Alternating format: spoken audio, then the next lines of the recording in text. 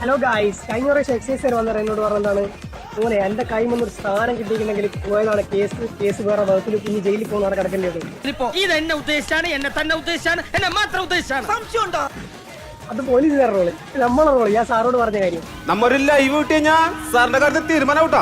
ഇത് ഞാൻ ഇഞ്ച പൈസ കൊടുത്ത് വാങ്ങിയതാണ്. ഞാൻ എന്റെ പണിക്ക് പോയിരുന്ന വേറെ തൊലിച്ചിട്ട് അധ്വാനിച്ച് വാങ്ങിയ സാധനങ്ങളാണ്. ഇത് എന്റെ ഇഷ്ടം പോലെ ഞാൻ ചെയ്യും. പിന്നെ ഞാനൊരു വലിയ സംഭവം അല്ലേ, വേറെ ആരും ഇല്ലെങ്കിൽ എന്താണ് ഒക്കെയാണെങ്കിൽ സഹിച്ചോളൂ. അതിൽ നിങ്ങളെങ്ങനെ തുള്ളി കളിച്ചിട്ട് കാര്യമില്ല. വിട്ടോന്ന് പറഞ്ഞു ഓരോ പോവുകയും ചെയ്തിരിക്കും.